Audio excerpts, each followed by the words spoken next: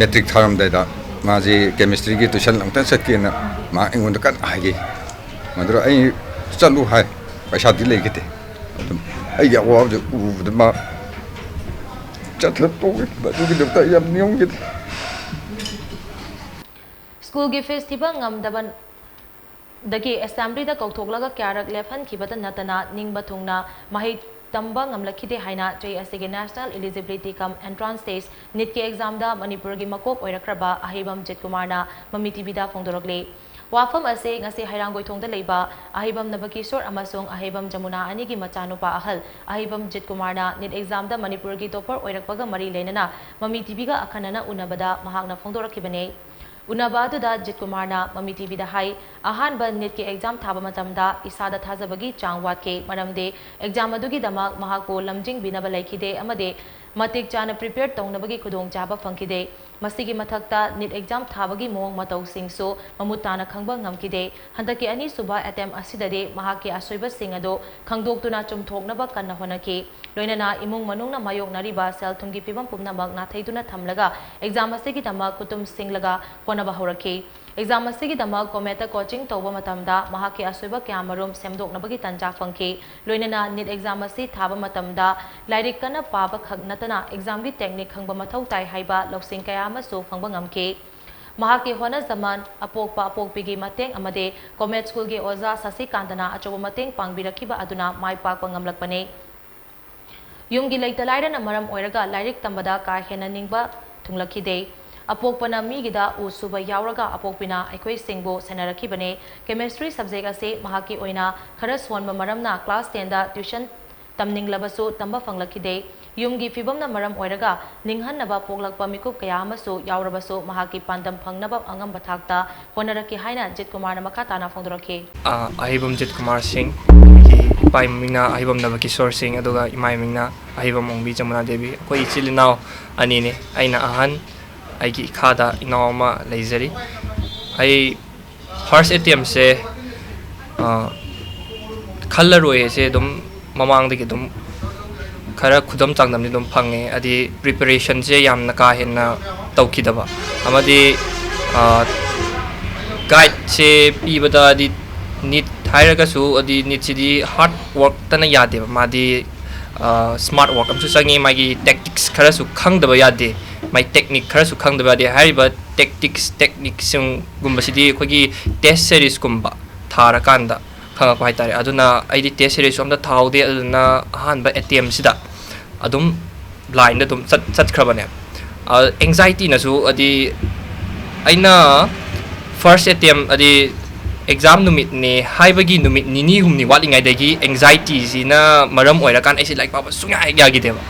ana su isada dum khangjagi bai tare hadi handaki se dum yaroi ado mathangi second attempt adi aigi anxiety problem sing do ai overcome tawrakanda adi ai soi khiba sing do loinamang notice tawrakanda ai sana amadi aigi test series khara yaurakanda asoiba hena asoiba do aigi asoiba singje hena puthoakanda asoiba se yari makai correction hana thuna tahoba sisina aigi pandam oirakanda adi second attempt se tawnaba kaitare ai preparation se tawrakpane preparation tawrakpasida hoi awaba yamna thengnaki adi wakhal nuaitaba mood low oirakpa demotivated oirakpa ado singdo adum isana ngamnaba khutum singa kanda ai second attempt se thakibane anxiety problems isu second attempt tadi adugi matik low oikre anxiety kharadi leiraga su ado smaina second attempt se aina preparation je adum phajana tawrakanda thakibane da comet coaching da tamme comet coaching tambasida weekly test sing sida ko koigi kaidar isagi improvement isagi asoiba singje loinama correction tobagi tobo phangbagi tanja am phanggi masi khwaidagi aigi kaidar correction isagi asoiba correction tonaba yamna achoba kulai mani haitare adi weekly test kumba tawkibasina aduga nongmata aina like pabasidi dum ka hena adi pabadi nataba adi sangmatamda adum khara dum paje physics na hena maru oina adi physics di long term memory su leitaba yadabanina physics na haina maru in emphasis pira kanda thapi gai di adi exam wali da physics ni haina more emphasis pira kanda aduga chemistry bio sina padi paraga adi adum ka haina pabadi adi ka haina buti dum pai ado physics ni haina more emphasis pi ba thapi ngai da ado naksala agana khoi gi bio sing aduga chemistry se amok tikatong pakhale adi moi mnemonics crisis na kanda ano ba pambai crisis na kanda khoi gi kenodi ready da loi thamaureba adi notes kai ka di loi ready da thamakanda maina paraki bane sum paisa nungsa lairektaba ko imai pa sing na adagi imai pa sing na hona jaba sing ai damakta hena motivation pi bai mahutta engonde hena kai tare aduna maram oira kanda wakal sida hena jam ohen bai tare isagi wakal se ado adogi sumathakta adi sida natana wakal nungai tabadi miyoi bagi adi miyoi bana human civilization na he khor kodagi human sing dai adi sum mogi wakal londa adum haktang potha badabu ogera philosophy adi aina siragadi kamain tawni ko ni haibagi adugi dinda wakal nungai tride te aigi ima ai pa anina maru oina aduga aigi oza sir sasikanta na aibu crucial oiba yamna critical oiba period ai class 10 lower matungda ozana guide tawbi gibana maram oira kanta aigi si thak se yawr kibane ozana like piduna aibu yam atuki matik motivate tawbiki aduga aigi inkolungda leiriba aigi kaka amadi thangjamnerki mama amadi pupu sing moising na aduki matik encouragement pi aduga aigi oza sing class piklingai dagi aibu takpi rakhiba oza class 1 din 10 bok tamjara khiba USA school gi oza sing service santi nam samalini amadi class comet school gi oza sing amadi staff sing amadi comet coaching gi staff amadi oza sing dasu credit chepining moina hotnabi badagi aina sigi thaksi yorkiban aigi tungi punsidi adi aigi tungi AMD MBBS lawyer matungda adi specialization se oncologist kumada tawninge masigi maramdi adi akoigi aigi ipu amadi ibok nisu cancer na maram oira kan cancer na hatpi khre aduna maram oira kan cancer se maram oira kanda lairaba singda pidiba awaba singse stage susu adi cancer sina diagnosis toba matamda moina mathi phongk matamda symptom ulak matamda di adugi matik stage ti haujalamani lairaba singda di kari upai lei symptom ulaga su adi moidi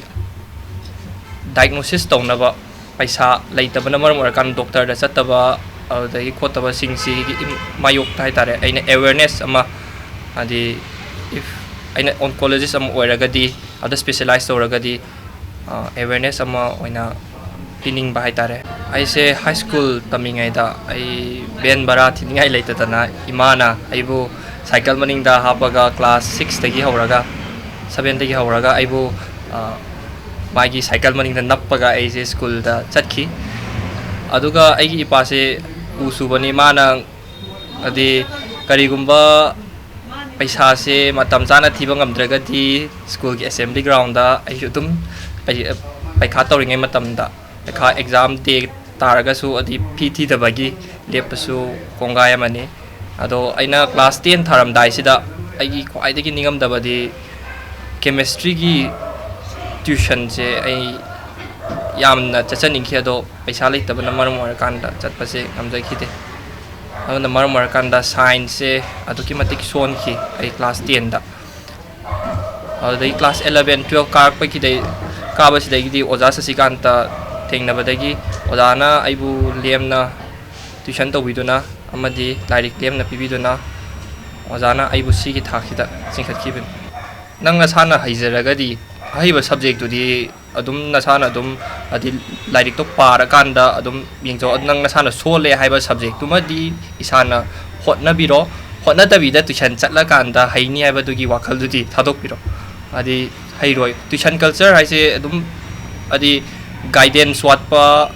ai dauna adi guideline pibi gadaba like adi pibi ningai like kitaba aigumba dadi yamna kana ki haitare tuition class 11 12 to tuition sakhiba sina physics amadi chemistry da tuition chatti haiduna adi ai tuition chatti ai tuition keno tawdi haiduna hotnabadi lepi gano Unaba aduda Jeetkumar gi apokpa Aheibam Nabakisor amasung apokpi Aheibam Jamunana MAMI Tv da hai yumgi seltumgi fibam phattabana maram oiraga cycle maningda haptuna Jeetkumar da si school da tindok thinjan tawrake piklingai dagi lairik fana horakpanina yumgi seltumgi fibam phatrabasu angamba thakta honarake adumakpo mahima singi lamda ningba thunganbade thoidongna ngamkide maru oina class 10 tamba horakpagi matangda chemistry subject ki tuition chatke hairakpada sel laitabana maram oiraga chalhan bangamkide Fibam Singasi Oiduna so Jeetkumarna NEET exam Thanabagi Damak, Kometa coaching Yabumatamda, Makoigi Oina, mock exam Pangtopada, rank 1 to the Lakpa, Ngamlakkhide Adudagi, Wakalda Nungaiba Hoke. Hauzikti Pumna Mag Taseng Bahaibadu, Oibagi Matakta, Manipur Pumbagi Oina, Makok Thongba, Ngamlakpa Sida, Aduki Mate Nungaiba Fawi, Magna Tamningba Mafamda, Tamnaba Angambatakta, Honakigani Hanaso, Apokpa Popi Anina Makatana Phongdorakli. I san pasti larik gam pazani masi. Larik tak tu mohon ada nalai, ada mana kerana tahu betul aku nak ada nanti senang salam bakalan dah gitu. Kami dah semua sana kami nana betul mohon aja, kau met time dah jadi salam dah tambi gitu. Sebenarnya met kia mak ketang dia thah dal pasang api patah mengatu aku mari di tamki atu met time dah itu laik tak bani lagi mana. Kan dia yang kena tahu nak honor yang ang je moi tu perhati na. Sebab kiwadi sudah, yunggi oi na moi se kemain tu buat sena bakotpa. Lagi moi ang sing oi su satu koto petok de moi sekolah laga moi pizza pitapa dung balik yang zan bakot zan bakot tahu bire ko. Itu ba sanung sagi problem laga na mapada aina mkhai. Nang na da kona da to so aina lekai ki isi kai ka mayam le sang tong jin tahu. Ngangin nang nana ko. Jadi namu hai ngon ko iso tum hang ne. Ase ai class 6 7 ka pa de ben bra si ben mi gi tha phara pi da baya da banina. Mina phondo khara kana tong na nga po de ikai da na ben je to on gi bale. Aina dum class 10 ai ma school da tuition tamba ko patar so aina dum low ba thin ba no pa do pudi ma pa na so chale. Aina de dum ayam ba dum thille. School Suti thaba so aina tum nga ba sale sa kan se tum pure jiu ji so tum atom ba se tum taw ma tam ba school ji tam atom se USS da ji so tum thelle ma pana no phado pudi thelle thabak sa pani na ma so mana kan to ba khop da ko ne pesa no sa mana ngasi bok ta kan to ba da ko pesa gi am demand su tan ba mi na isa na te do lai ra su ma ji to ba tum tawi ko su pizza bam to ba tum pizza ada ma yang nak kena tahu tu like tu senang di kahai nama orang salah gitu deh. Mana sedum yani na tu hai. Kau sudah tahu juga mana sedang kena suka na suka yani tu main ngamna bahon ada na tu mana sah. Aje mana kometa maji rank 1 dekat lakwa digi 2 dekat lakwa sementara kerja dia maji mi yang mau kue tu malah ni kan gi. Ajikti ma master mina jadi ayu muda kerana nungai Wakan ji kara chok phok ngam aina anga we ngai da anga je bisa pinga ta lai ta ko hogi ma bu mi am to hen ken ni ai ji pungi da wakan kan ji dana aina u sujur ju kan kone pesa wala ko matam PT da bi ji ba kan to da bi timing ji da ai won da ma thai am sa ma ji ngamna de ho nei du nang na da mi ho de mi gi makha thapuk su ni na nang da ai thambo dam sak dina metric tharam da ma ji chemistry gi tuition lang ta sat ki na ma engon da kan ai gi madra ai chalu hai paisa di le gite ai ya wa ju u da ma chat la to ba ju gi da yam nyong gi ma de dong cha chara ma di ma metric ta ju adam wa rak cha ga da